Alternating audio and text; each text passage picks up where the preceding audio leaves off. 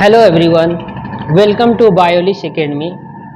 कभी कभी किसी बड़े स्कॉलर का इंग्लिश सुनते समय हम लोग उसके कन्वर्सेशन में आई के साथ इज का प्रयोग सुनते हैं, या कभी कभी किसी कॉम्पिटिटिव एग्जाम में भी आई के साथ इज का प्रयोग करके क्वेश्चन पूछा जाता है। आज के इस क्लास में हम लोग इसी कंसेप्ट को समझेंगे कि कौन से कंडीशन में आई के साथ इज का प्रयोग करते हैं और एम का प्रयोग नहीं करते हैं। हम लोग बेसिक लिसनर और स्पीकर हैं, तो हमारे सामने कोई आई के साथ इज का प्रयोग करके बोलता है तो हम लोग कंफ्यूज हो जाते हैं, क्योंकि हम लोग समझते हैं कि आई के साथ हमेशा एम का ही प्रयोग होता है। तो ऐसे और इंटरेस्टिंग वीडियोस और फैक्ट जानने के लिए यूट्यूब पे बायोलिश एकेडमी चैनल को सब्सक्राइब करेंगे। सबसे पहले हमने यहाँ पे लिखा हुआ है आई। ये इंग्लिश अल्फ़ाबेट का एक लेटर है और इसका जो प्रोनाउंसिएशन होता है वो होता है आई। यहाँ पे य का साउंड आता है, ना ही कि ई का साउंड। हम लोग इसको अक्सर आई पढ़ देते हैं, तो आई इसका साउंड नहीं है, इसका जो प्रोनाउंसिएशन है वो है आई। और आई का अर्थ होता है मैं। आई इंग्लिश अल्फ़ाबेट का फर्स्ट लेटर, फर्स्ट नहीं, आई इंग्लिश अल्फ़ाबेट का एक लेटर है। जो आई है वह इंग्लिश अल्फ़ाबेट का एक लेटर है। आई का मतलब होता है मैं। जब वाक्य में आई का प्रयोग इंग्लिश अल्फ़ाबेट के वर्ड के रूप में हो तो आई का मतलब मैं होता है, और वाक्य बनाते समय इसके साथ एम, वॉज और शैल का प्रयोग किया जाता है। ये सिंपल कंसेप्ट है, आप लोग समझेंगे। जो आई लेटर है ये इंग्लिश में एज अ लेटर भी यूज होता है और वर्ड मीनिंग के तौर पे भी यूज होता है, जिसको हम लोग कहते हैं वर्ड। जो आई है इंग्लिश अल्फ़ाबेट का एक लेटर भी है और एक वर्ड भी है।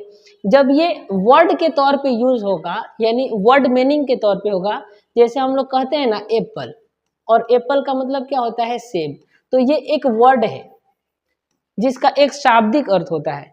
उसी तरह अगर आई का एक शाब्दिक अर्थ निकाले तो आई का मतलब हो जाएगा मैं।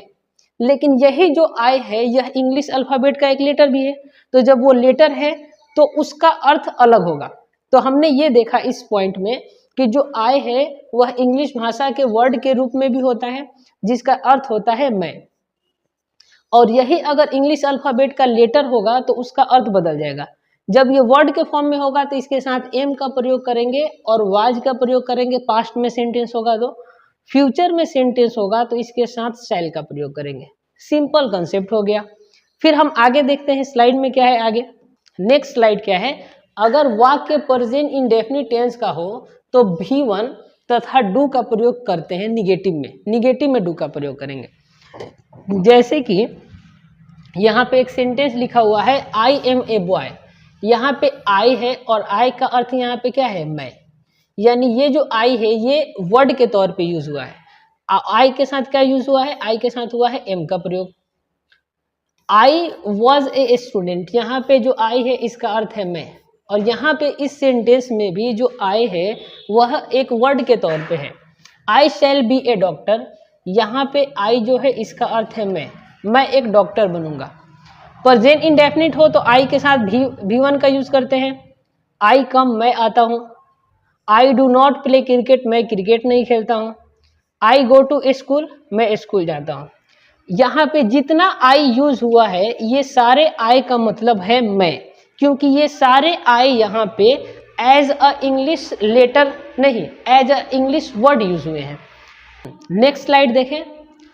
आई इंग्लिश अल्फ़ाबेट का लेटर। जब आई का प्रयोग इंग्लिश अल्फ़ाबेट के लेटर के रूप में हो तब क्या होगा। जब वाक्य में आई का प्रयोग इंग्लिश अल्फ़ाबेट का एक लेटर के रूप में हो तो आई के साथ इज का प्रयोग किया जाता है। अगर पास्ट का सेंटेंस हो तो आई के साथ वाज का प्रयोग करेंगे, फ्यूचर का हो तो आई के साथ विल का प्रयोग करेंगे। कब करेंगे, जब इंग्लिश अल्फ़ाबेट का लेटर के तौर पे आई का यूज किया जाएगा। अगर वाक्य प्रेजेंट इंडेफिनिट टेंस का हो तो भी5 का प्रयोग करेंगे, यानी आई के साथ हम भी5 लगाएंगे तथा आई के साथ डज का प्रयोग करेंगे। आई के साथ क्या प्रयोग करेंगे, डज। जबकि आई के साथ हमेशा क्या प्रयोग होता है, आई के साथ हमेशा डू का प्रयोग होता है, आई के साथ हमेशा भी1 का प्रयोग होता है। लेकिन जब वाक्य में आई का प्रयोग इंग्लिश अल्फाबेट का एक लेटर के तौर पे होगा तो वहां पे पूरा कॉन्सेप्ट चेंज हो जाएगा, पूरा कॉन्सेप्ट चेंज हो जाएगा। आई के साथ प्रयोग करेंगे भी5, आई के साथ प्रयोग करेंगे डज। चलिए यहाँ पे कुछ एग्जांपल्स हैं। लिखा है आई इज आफ्टर एच, जो आई है वह एच के बाद है। तो अब हम ABCD लिखेंगे। ABCD लिखे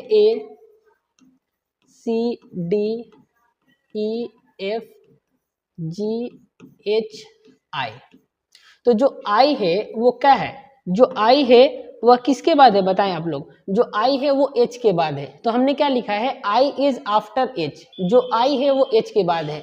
तो हम इस आई का बात कर रहे हैं, किसका बात कर रहे हैं, जो इंग्लिश अल्फाबेट में एक लेटर है, जो इंग्लिश अल्फाबेट में एक लेटर है। यहाँ पे आई का अर्थ मैं होगा क्या, आप लोग बताएं। यहाँ पे इस आई का अर्थ मैं होगा क्या, नहीं होगा। अगर ये मैं नहीं होगा तो फिर आई के साथ हम यहाँ पे एम का भी यूज नहीं करेंगे। यहाँ पे तो मात्र यह एक लेटर है ना, तो जब ये लेटर है तो इसको हम लोग सिंगुलर कंसीडर करेंगे। क्या इसको समझेंगे, इसको सिंगुलर समझेंगे। जैसे हम लोग सेंटेंस बनाते समय राम के साथ इज का प्रयोग करते हैं, वैसे ही जो आई है ये भी सिंगुलर है, तो आई के साथ हम किसका प्रयोग करेंगे, इज का प्रयोग करेंगे। फिर दूसरा सेंटेंस है आई कम्स आफ्टर एच, जो आई है इंग्लिश अल्फाबेट का एक लेटर, यह एच के बाद आता है। तो देखिए यहाँ पे जो आई है वह किसके बाद आता है, वह एच के बाद आता है। तो यहाँ पे आई के साथ किसका प्रयोग हुआ है, यहाँ पे आई के साथ भी5 का प्रयोग हुआ है, जबकि आई के साथ भी1 का प्रयोग होता है। तो भी1 का प्रयोग तब होता है जब आई का अर्थ होता है मैं, लेकिन ये लेटर के तौर पे यूज हुआ है तो आई के साथ प्रयोग होगा भी5।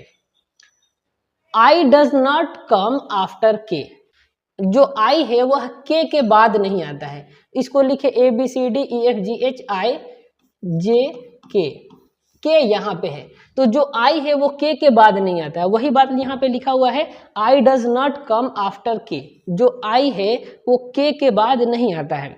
तो देखा आपने कैसे आई के साथ डज का प्रयोग हुआ, कैसे आई के साथ कम्स का प्रयोग हुआ और यहाँ पे इज का प्रयोग हुआ।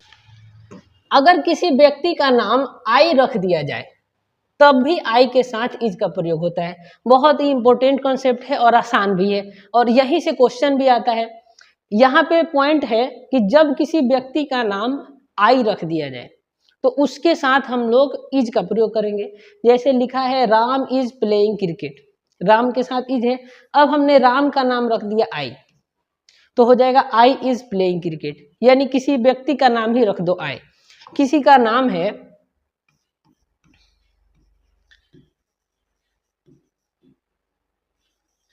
नाम है इमामुद्दीन, अगर किसी का नाम है इमरान, किसी का नाम है इरफान, तो ऐसे जब किसी का नाम है आई से तो शॉर्ट में उसको हम आई बुलाते हैं। अगर इसका शॉर्ट फॉर्म हम लोग आई रख दे, किसी व्यक्ति का नाम ही रख दे आई, तो इन सारे आई के साथ इज का प्रयोग होगा, ना कि एम का, क्योंकि ये शॉर्ट फॉर्म हो जाएगा। ये एम का प्रयोग करना गलत हो जाएगा। ये शॉर्ट फॉर्म हो गया किसी के नाम का, और इस कंडीशन में इसके साथ हमेशा प्रयोग होगा इज का। नीचे कुछ सॉल्व एग्जाम्पल दिया हुआ है, इन सारे सॉल्व एग्जाम्पल को हम लोग सॉल्व करेंगे तो और अच्छे से ये कंसेप्ट हमारे माइंड में बैठ जाएगा कि किस कंडीशन में हम लोग आई के साथ इज का प्रयोग करेंगे, किस कंडीशन में हम लोग आई के साथ वाज का प्रयोग करेंगे और एम का प्रयोग करेंगे, भी5 का प्रयोग करेंगे। यहाँ पे कुछ सॉल्व एग्जाम्पल दिए हुए हैं, इसको अच्छे से समझे।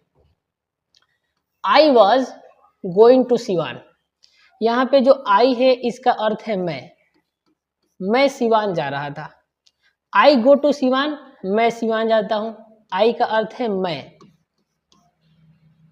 आई इज बिफोर जे, जो आई है वो जे के पहले है, तो यहाँ पे जो आई है यह मैं वाला नहीं है, यह मैं वाला नहीं है, ये वाला है इंग्लिश अल्फाबेट का एक लेटर, ये लेटर के फॉर्म में है।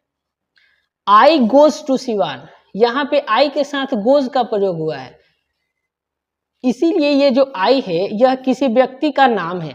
यहाँ पे आई जो है वो किसी व्यक्ति का नाम है, इसीलिए भी5 का प्रयोग किया गया है। I do not go to Siwan, मैं सिवान नहीं जाता हूँ।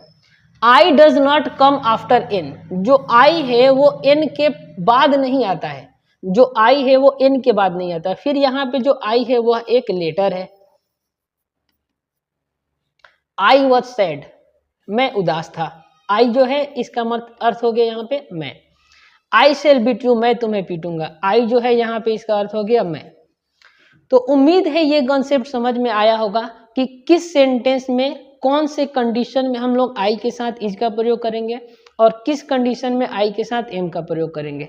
ऐसे और इंटरेस्टिंग फैक्ट्स और इंटरेस्टिंग वीडियोस देखने के लिए YouTube पे बायोलिश एकेडमी चैनल को सब्सक्राइब करें। इस वीडियो को अगर आप देख रहे हैं तो शेयर करें। इससे रिलेटेड कोई क्वेश्चन है तो उसको कमेंट बॉक्स में ज़रूर पूछें। मिलते हैं अगले वीडियो में। जय हिंद।